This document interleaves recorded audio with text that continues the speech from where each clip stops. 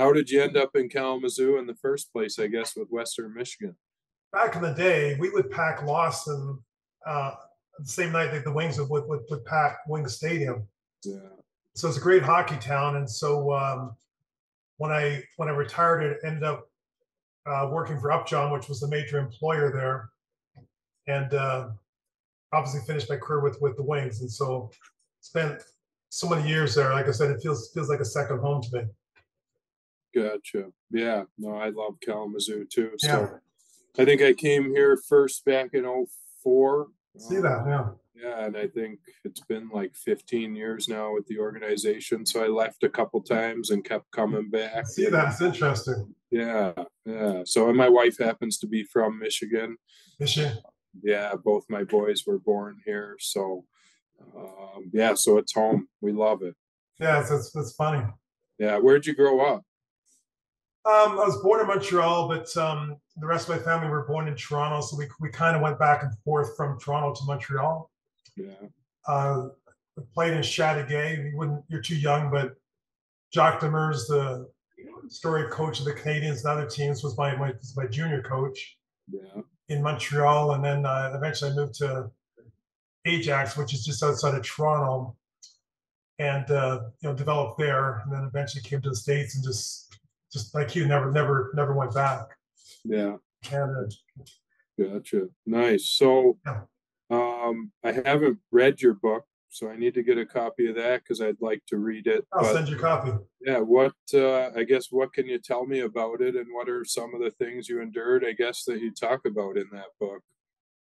Well, the main thing, I'm kind of a private guy, Joel, so it was hard for me, but I'm 66 years old and I've dealt with a lot of racism in my life, both from an athletic standpoint and from a business point and just from a general population standpoint.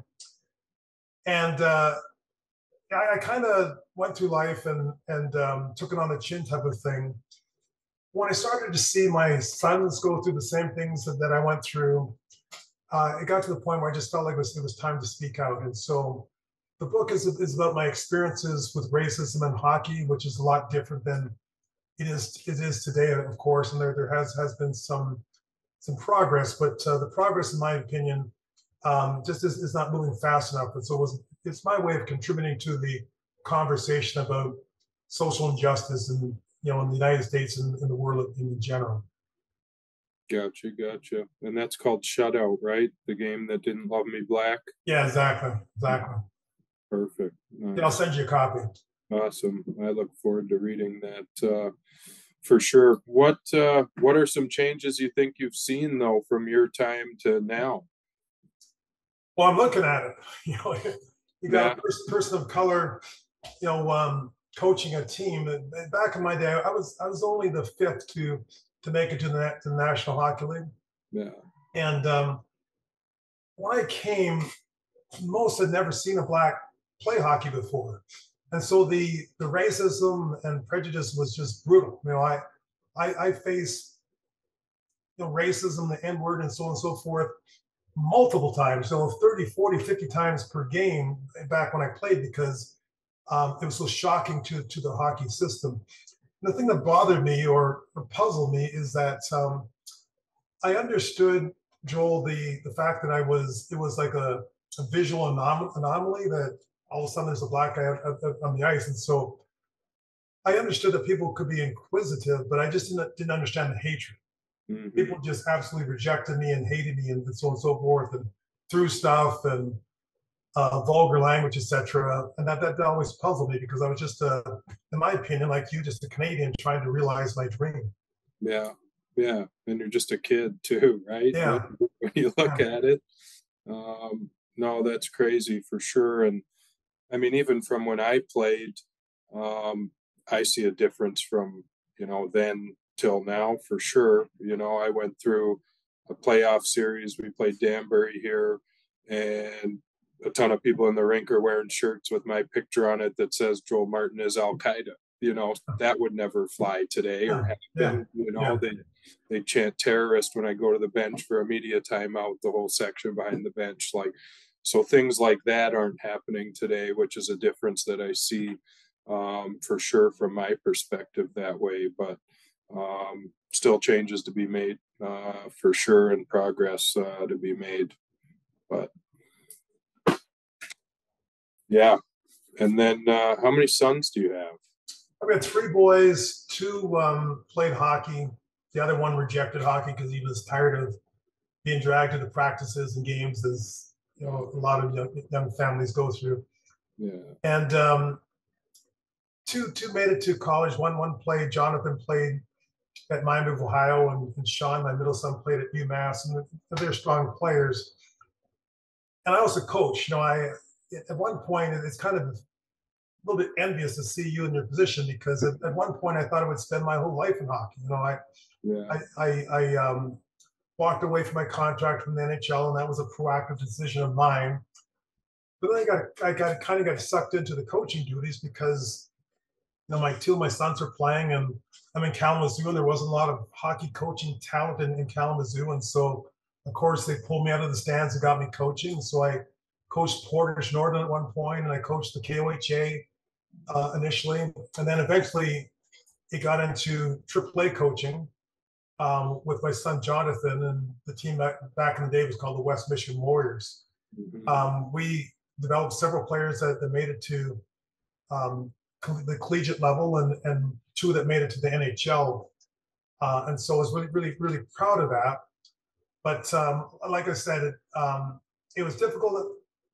Some of the things I went through were really difficult, and so I felt it was time for me to turn the page, and that's kind of what I've done. And so, like I said at the outset of this conversation, I barely even watch hockey anymore. I maybe watch a Stanley Cup game or whatever, but I don't follow it and don't watch it. And I say in interviews, I'm kind of happily estranged from the game. I put it behind me. Yeah. Well, it's probably hard to find hockey on TV down in Greenville too. It's actually on. It's actually on, and Is it? yeah, because with Good. ESPN and all that, it's available. Yeah, yeah. Yeah. Gotcha. So I did read in the one article that you were talking about getting involved in hockey again a little more. What capacity does that look like for yourself, I guess? Or is it more about your book and just Yeah, being it's more about talking? the book. I definitely, like I said, I'm happily estranged from the game. I'm proud of my record. I'm proud to see someone like you, behind the bench, and the progress that's been made. Um, I'm not happy with the progress that I think can be made and should be made. Like the perfect example, and I've spoken about this in interviews, is that PK Subban, as an example, just retired. And I think that is just such a waste of talent. I think that man has so much potential um, for the game. At certain points, I was seeing him interviewed on major late night TV shows on things that normally a hockey player wouldn't be interviewed on, and the world was embracing him. And basically, the hockey world just kept on tamping him down. And if you watch interviews with PK, he basically says, "I just tried to be myself. I just tried to be myself." And the hockey world wasn't ready for that. And so, one of my frustrations, just personally, from an outsider looking in, is that I think hockey wants to look diverse. I don't think hockey's ready to be diverse. I live in South Carolina, and the people of color and blacks act differently in South Carolina than they do in, say, Michigan and whatnot. And I don't think they're ready for kind of the black culture within hockey, which is a shame, because I think if you brought more blacks into the game, we can really advance the game both athletically, but also from an audience standpoint. Yeah, and I think one of the problems with hockey nowadays too, though, talking about it is a rich man's sport Yeah, almost. Like it is so expensive to play, yeah, and depending on the market, it can get worse and worse, right? So, it's tough for people that struggle financially to get into hockey, unfortunately, and talking about PK, seeing him on TV now too. Uh, as an analyst. I think that he has a real talent for that too, and he still yeah. might bring some great change to the game and get people interested and involved in the game in that capacity too. So I think that's a great thing to see. Yeah, I agree. My brother, people don't I'm fully aware of this, but my brother was one of the first broadcasters in hockey. He didn't do hockey specifically, but he worked at ESPN and did a lot of hockey there. And for a while was the main spokesperson for hockey on ESPN. And so because of that, I also like to, well, I don't watch, but I also am very happy to see the progression of blacks in the broadcasting field as well. Yeah, wow. So you and your brother were both breaking down walls. So that's wild. Yeah, and Joel, the thing about that is, and I know you can relate to this, is that um, we didn't think of ourselves as breaking down walls. We were just two Canadian kids, just playing hockey. People sometimes forget there's race and then there's also nationality. Well, obviously the race standpoint, we're black and we look different when we're out there on the ice, but we just felt that we were two Canadian boys, and you know on Saturday night back in the day, all Canada stopped because Hockey Night in Canada would come on, and all eyes would be glued watching. And back in my days, it was John Beliveau and Frank Mahovlich and those stars, and that's what we wanted to do. And so we didn't see it as that. We just thought we were just two Canadians playing the sport that our country loved. Yeah, yeah, for sure. No, I understand that side of it as well. So, but you both still did special things, no question about that. So, I certainly appreciate it being in the position I'm in. I think you end up being a trailblazer in the game. Whether you meant to or not. You were one of the first. So I just want to express my gratitude to you that way as well, and say thank you. And I'd love to have you come back to Kalamazoo here at some point if you can figure that out, and check out your old university and your old pro team here, and come say hello. Yeah, I'd love to do that. Awesome. What are your experiences as a coach? Is there any differences for you being one of the trailblazers as a coach, as a person of color? Well, I think that it's kind of similar to what you were saying, how you're just a Canadian kid playing hockey, right? I'm just a guy that's coaching hockey, Yeah, and it receives a lot of attention. Where for myself, I think when we get to that next phase, it's where there's not a bunch of attention, not because it's not deserved by somebody, but because it's normal. It's happening so much that it's not a big deal. It's not a big deal when myself and Jason Payne face off against each other as the first time two black coaches have faced off in our league. You know what I mean? Or being the only two in North American hockey. So I think that's the biggest thing for me. I say I feel similar to yourself, right? I'm just a guy that loves hockey and is yeah, coaching hockey. And at the end of the day, I end up kind of trailblazing along the way as well, and just try to represent the whole BIPOC community well, and hopefully create more opportunity for other people in my shoes. yeah. Well said. And do you feel that the game is progressed far enough? For example, there was just an incident I think it was December, where this kid in Michigan State had the N word hurled at him and got like a fairly mild suspension. How do you feel about things like that? Yeah, that's interesting because I remember hearing about that and trying to research it a little bit, and there wasn't a lot of information, and it seemed like it was held pretty tight to the vest. So obviously, I don't know what the reasoning was from the NCAA on that suspension, or if there just wasn't enough information or confirmation on what was said. But obviously, no, I think that suspensions for things like that need to be heavy and long, and try to get that out of the game, and out of life in general.